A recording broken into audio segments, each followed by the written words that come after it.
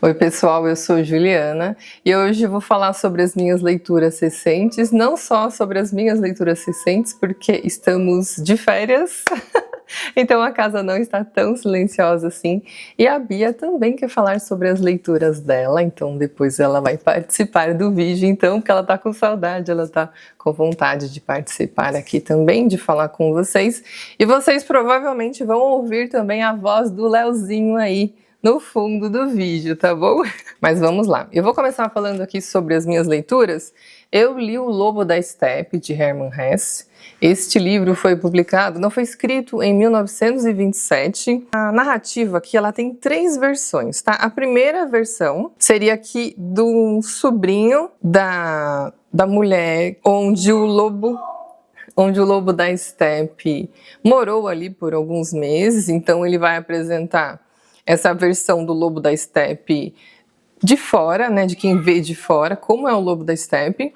Depois nós teremos aqui uma segunda narrativa, que é o próprio personagem, aí nós vamos entrar aí mais a fundo, então, nesse conflito. E aí temos também a terceira versão, que seria um autor de um panfleto do Tratado do Lobo da Estepe. Então, este é um livro, tem muito de psicanálise. O próprio Hermann Hesse, no final aqui, ele sentiu a necessidade, inclusive, ele fez aqui um pós-fácil, de esclarecer aqui que os leitores só percebem algumas partes do que o autor pretendia trazer aqui com essa obra. Eu acho que é natural mesmo, porque é um livro que ele traz muitas questões, e é claro que você vai conseguir absorver só alguma coisa, não vai conseguir absorver tudo. Mas por isso, então, que o autor fez um pós-fácil aqui, e ele explica que essa crise do Lobo da Estepe, ele fala sobre as suas dores, sobre os seus sonhos, mas que também, né, os seus problemas, mas que essa história aqui também, e foi o que eu gostei nessa história, fala também sobre um propósito de um outro mundo, de algo mais elevado, indestrutível, algo acima daquele que transcorre a problemática de vida do seu personagem. Então, assim, esse livro, ele vai falar sobre muitos, vai tratar muitos temas aqui, tá? Até sobre guerra aqui também nós temos. Você vê aqui, por exemplo, o sofrimento, né? O pessimismo aqui do protagonista, que não era sobre o mundo, mas antes o desprezo de si mesmo. Então o Lobo da Estepe, até um determinado momento da história, ele se divide, ele acredita que ele se divide ali em 2, entre o homem e o Lobo da Estepe. E aí tem um determinado momento, eu tava achando isso muito raso até então, confesso, tá? Mas aí tem um determinado momento que me chamou mais a atenção da história, que aí ele percebe que não, que isso é muito pouco. Que uma pessoa, na verdade, não existe uma dualidade. Na verdade, existe fragmentos infinitos. Ele percebe, revisitando o seu passado, que então ele não é 2, ele não é dividido apenas em 2, entre o lobo e o homem. Não existe apenas essa simples divisão. E que em uma pessoa só existem milhares, então, de fragmentos, e que toda essa fragmentação que cria então uma história, que cria então a personalidade. E então aqui o Harry, o protagonista, ele revisita o seu passado, de como ele aprendeu com as suas vivências passadas, e depois disso ele começa a ver que ele não é tão vazio assim. Aliás, ele não é nem um pouco vazio, ele se via vazio por algumas questões, mas depois de revisitar os acontecimentos da sua vida, ele percebeu que ele é um homem mais maduro, mais experimentado, e que as coisas que passaram ali por ele foram um alimento ali para ele chegar até onde ele está. A questão da maturidade. E repensar também sobre coisas mais simples. Por exemplo, ele conhece uma mulher e vem a questão da dança. Então ele se preocupa tanto com o intelecto, e nessa questão da mente, mas e quanto a dançar, e quanto a se divertir? Então existe essa falta de leveza que ele aprende a ter então com essa nova personagem que entra ali na vida, na história, e ele entende então, revisitando também esse passado, o quanto em cada momento ele estava vivendo ali somente uma parte do seu ser, e aí ele consegue então mais para o final mudar essa visão sobre as coisas, inclusive essa leveza também que essa personagem traz a ele. Tem até uma questão maior aí que eu não vou falar aqui, porque vem de acordo com a leitura da própria obra. Mas é um livro que não é sobre acontecimentos, mas sim questões interiores. Olha, no pós-fácil que eu já citei aqui, foi escrito por Hermann Hesse em 1961, ele diz, olha, é claro que não posso nem pretendo dizer aos meus leitores como devem entender minha história, que cada um nela encontre aquilo que lhe possa ferir a corda íntima e o que lhe seja de alguma utilidade. A história do lobo da estepe, embora relate enfermidade e crise, não conduz à destruição e à morte. Um pouco antes ele diz, o livro trata, sem dúvida alguma, de sofrimentos e necessidades, mas é um livro também de um homem que crê. O Lobo da Estepe é uma leitura que eu acredito que não vai funcionar para todo mundo. Na verdade, nenhum livro funciona, mas este aqui em específico, eu acho que ainda mais. Eu estava folheando aqui a biografia de Clarice, Uma Vida que se Conta, de Nadia Gottlieb, e eu encontrei uma parte em que Clarice fala sobre o Lobo da Estepe. Ela fala numa das suas entrevistas que ela leu o Lobo da Estepe aos 13 anos e que deu uma febre danada. Ela diz que houve um desdobramento e fascínio pela vida interior do personagem do livro de Hermann Hesse, que depois de ler O Lobo da Estepe, ela adquiriu confiança daquilo que deveria ser, como queria ser e o que deveria fazer.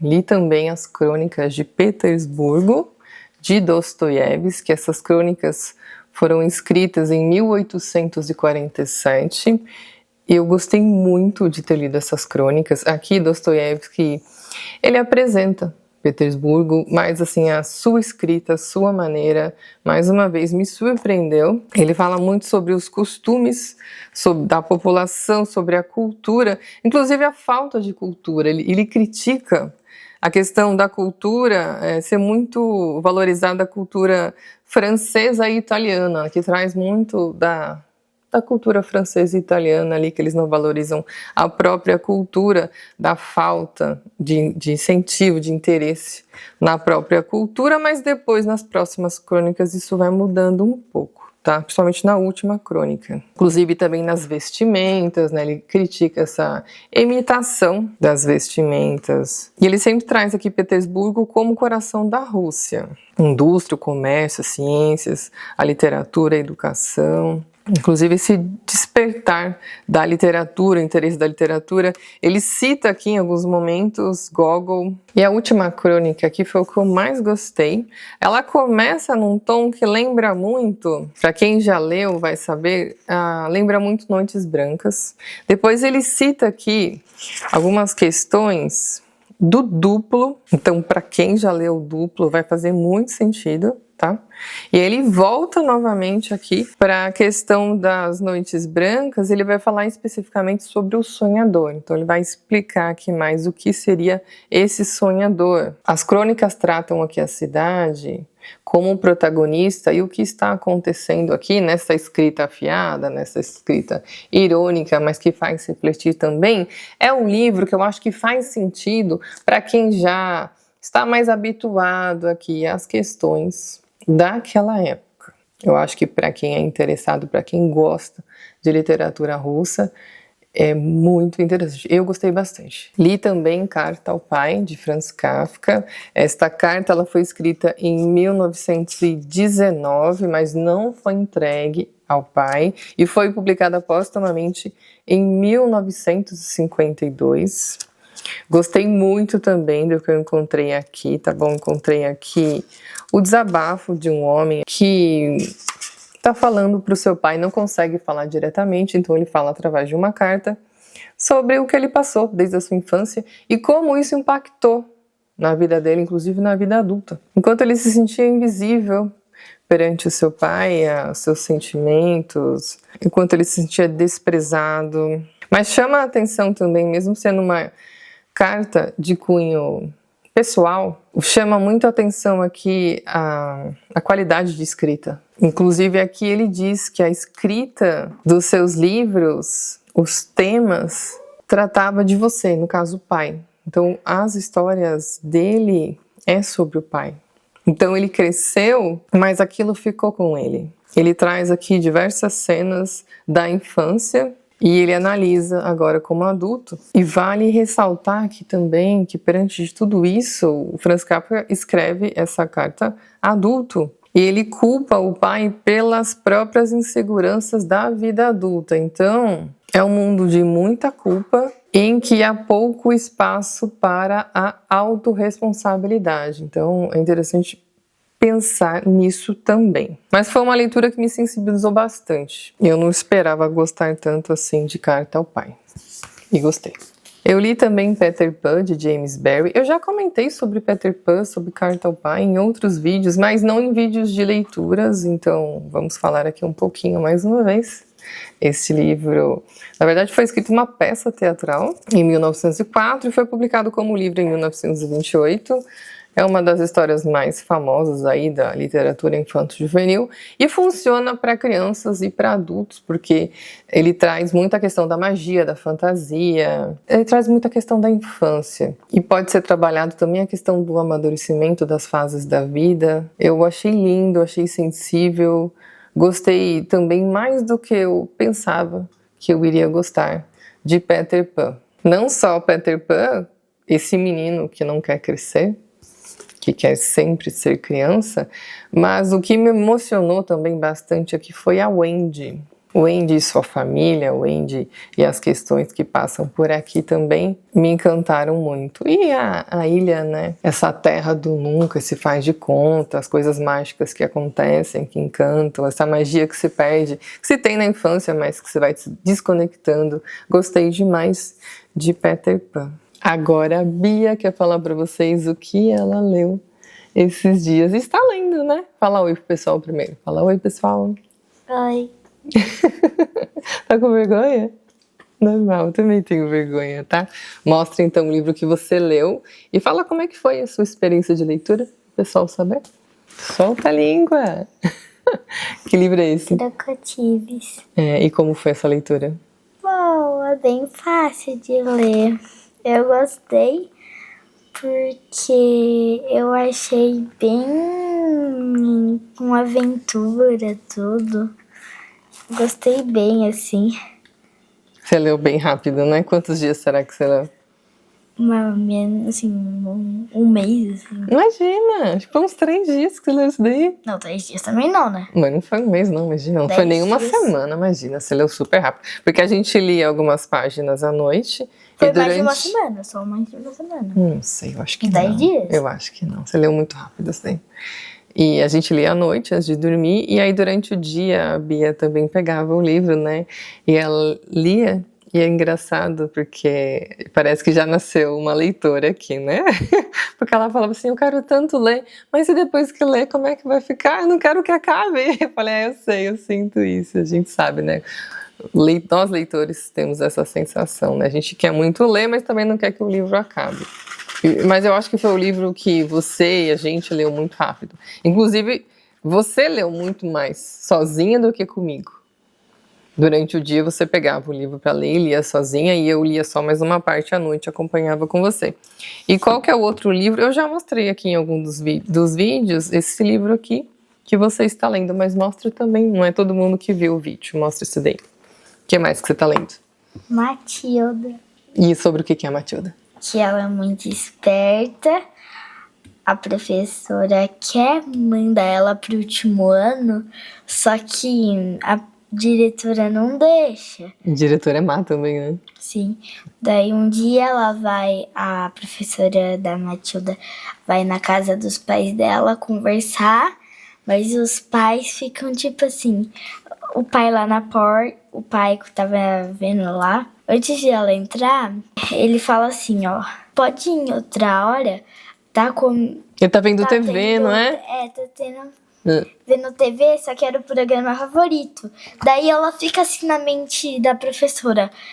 É mais importante um programa de TV do que a educação da filha. A educação da filha. Eles não valorizam, né, a educação da filha. Não, eles odeiam ela, tipo assim. Porque livros. Tem uma parte que a Matilda, ela é muito esperta. Ela não viu a conta do papel do pai. Ela só somou.